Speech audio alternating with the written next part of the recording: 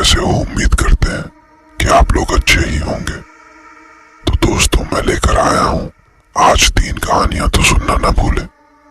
अगर आप लोग हमारे चैनल पर नए हैं तो चैनल को सब्सक्राइब जरूर कर लें। कृपया इन कहानियों को मजाक में भी बच्चों और कमजोर दिल वाले लोगों को ये कहानियां कभी न सुनाएं। मैं आज आप लोगों को 3 कहानियां सुनाऊंगा। पहली कहानी है आलमारी का भूत। गोंडल शहर में किराए के मकान में स्थायी हुए आनंद पेशे से शिक्षक हैं। आनंद स्कूल में काफी लोकप्रिय टीचर हैं।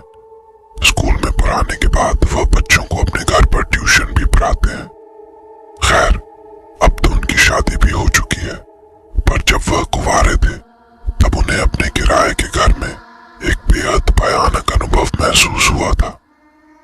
एक शाम जब वह अपनी कुर्सी पर आराम से बैठे हुए थे, तभी अचानक उनकी अलमारी का दरवाजा अपने आप खुला। इस आवाज से वह चौंक गए।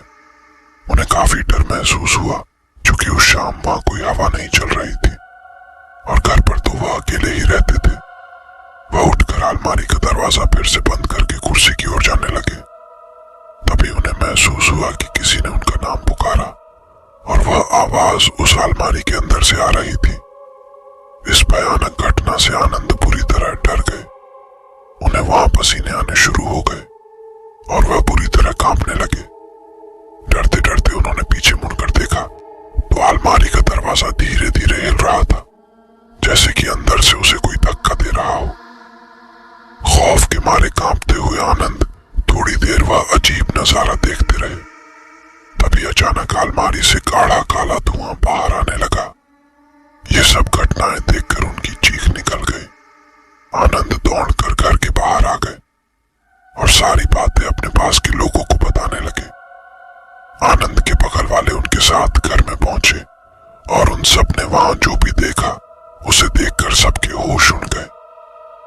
कमरे की छत पूरी तरह से काली पड़ चुकी थी। अलमारी के दोनों दरवाजे उखड़े हुए थे और सारा सामान नीचे जमीन पर बिखरा हुआ था। लोग कुछ समझ पाते इससे पहले ही वहां रखी अलमारी बहुत तेजी से जमीन पर आ गिरी। आनंद के साथ साथ अब सभी लोग इस बुरा अनुभव से घबरा गए और बाहर की तरफ भागे। कुछ लोगों को भागते भागते एक चीख सुनाई दी, चले जाओ सब। पर किसी ने पीछे मुड़कर देखने की हिम्मत नहीं की। इस खौफनाक अनुभव के कारण आनंद पूरी तरह बीमार पड़ गए और कुछ दिन के लिए अपने गांव अपने माता पिता के पास लौट गए। जब वो गोंडल वापस लौटे तो कभी उस घर में वापस नहीं गए और किसी और मोहल्ले में रहने लगे। क्या थी इस खौफनाक घटना की वजह? जब उन्होंने जानकारी इकट्ठा की तो पता चला कि वो मकान अंग्रेजों के जमाने का बना हुआ है और एक हवेली को तोड़कर बनाया गया था। कहते हैं कि उस हवेली का मालिक बहुत क्रूर इंसान था और एक बार उसने अपने नौकर को जलाकर मार डाला था और उसकी आधी जली लाश को उस अलमारी में छिपा दिया था। इसीलिए यह घटना घट रही थी। चलिए शुरू करते हैं दूसरी कहानी। आशापुर में रहने वाली नेहा शर्मा की अभी नई नई शादी हुई थी। शादी के 1 हफ्ते बाद ही पति दिलीप को ऑफिस के काम से 1 हफ्ते के लिए दुबई जाना पड़ा। एक रात जब नेहा अपने कमरे में अकेली सोई हुई थी, तभी अचानक उनका टीवी चलना शुरू हो गया, जिससे वह चौंक गई। उन्होंने तुरंत उठकर टीवी बंद कर दिया और फिर से सोने की कोशिश करने लगी। थोड़ी देर बाद उन्हें महसूस हुआ कि उनकी बगल में बिस्तर पर कोई लेटा हुआ है। टीवी का अपने आप चलना और फिर किसी की मौजूदगी का एहसास होना घर में अकेली लेटी महिला को डरा देने के लिए काफी था। नेहा जिस करवट लेटी हुई थी उसी करवट लेटी रही। उन्हें समझ नहीं आ रहा था कि करें तो क्या करें। खुद को समझाने के लिए उसने सोचा कि शायद ये उनका वहम होगा, लेकिन थोड़ी देर बाद उसे फिर से वही अनुभव हुआ कि जैसे बिस्तर का गद्दा दब रहा हो और बगल में लेटकर कोई करवट बदल रहा हो। इस एहसास से नेहा के तो रोंगटे खड़े हो गए। वह समझ नहीं पा रही थी कि यह सब हो क्या रहा है। बहुत हिम्मत जुटाकर वो बिस्तर से उठी और पीछे पलट कर देखा तो वहां कोई नहीं था। लेकिन जब उनकी नजर गद्दे पर पड़ी तो नेहा का दिल दहल गया। गद्दा नीचे की ओर दबा हुआ था और ऐसा दिख रहा था जैसे उस पर कोई इंसान लेटा हुआ है। अब वह चिल्लाना चाहती थी पर खौफ और डर के मारे उनके हलक से आवाज तक नहीं निकली। दिल की धड़कन बहुत तेज हो चली थी। घबराहट में नेहा तकिया उठाकर उस जगह पर फेंका जहां गद्दा दबा हुआ था। ऐसा करते ही गद्दा ऊपर आकर ठीक हो गया और नेहा को ऐसा आभास हुआ कि वहां से कोई परछाई तेजी से उठ खड़ी हुई हो।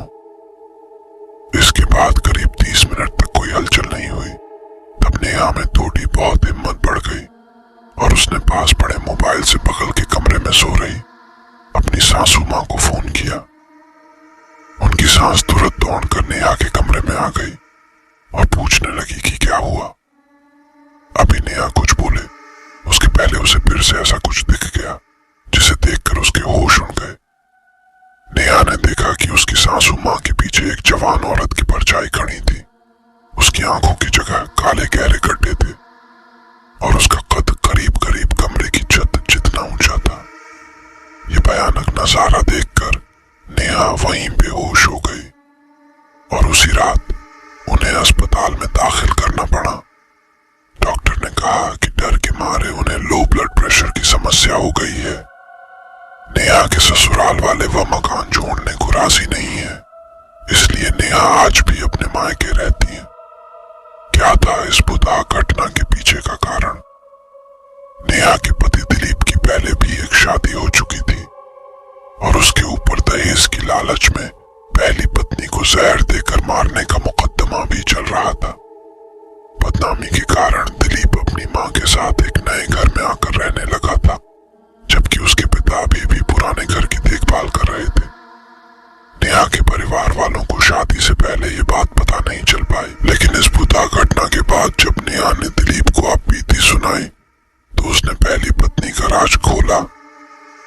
उसका कहना था कि पत्नी को उसने जहर नहीं दिया था, बल्कि उसने खुद ही जहर खाकर जान दी थी। अदालत में अभी भी ये मामला लटका हुआ है। चलिए सुनते हैं तीसरी कहानी। कहानी का नाम है पत्नी का भूत। एक आदमी की पत्नी अचानक से बहुत बीमार पड़ गई। मरने से पहले उसने अपने पति से कहा, मैं तुम्हें बहुत प्यार करती हूँ, तुम्हें छोड़कर नहीं जाना चाहती। मैं नहीं चाहती कि मेरे जाने के बाद तुम मुझे भुला दो और किसी दूसरी औरत से शादी करो। वादा करो कि मेरे मरने के बाद तुम किसी और से प्यार नहीं करोगे, वरना मेरी आत्मा तुम्हें चैन से जीने नहीं देगी। इतना कहकर वो चल बसी। उसके जाने के कुछ महीनों तक उस आदमी ने किसी दूसरी औरत की तरफ देखा तक नहीं, पर एक दिन उसकी मुलाकात एक ऐसी लड़की से हुई जिसे वह चाहने लगा। बात बढ़ते बढ़ते शादी तक आ गई और उनकी शादी हो गई। शादी के ठीक बाद आदमी को लगा कि कोई उससे कुछ कह रहा है। मुड़कर देखा तो वो उसकी पहली पत्नी की आत्मा थी। आत्मा बोली, तुमने अपना वादा तोड़ा है, अब मैं हर रोज तुम्हें परेशान करूंगी। और इतना कहकर वो गायब हो गई। आदमी घबरा गया, उसे रात भर नींद नहीं आई। अगले दिन भी रात को उसे वही आवाज सुनाई दी, मैं तुम्हें चैन से नहीं जीने दूंगी। मैं जानती हूं कि आज तुमने अपनी नई पत्नी से क्या क्या बातें की।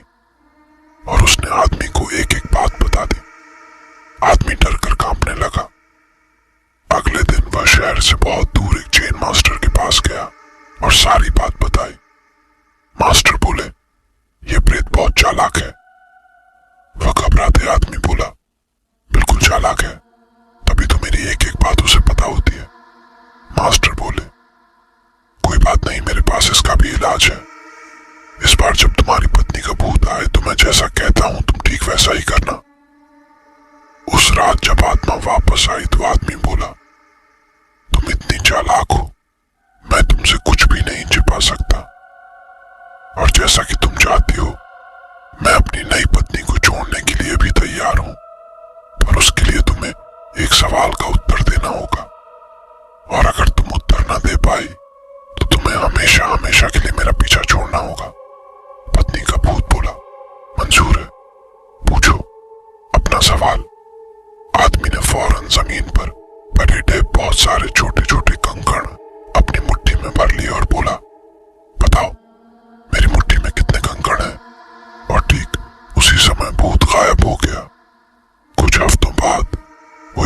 फिर से जैन मास्टर के पास उनका शुक्रिया अदा करने पहुंचा। मास्टर, उस भूत से मेरा पीछा छुड़ाने के लिए मैं जीवन भर आपका आभारी रहूंगा, आदमी बोला।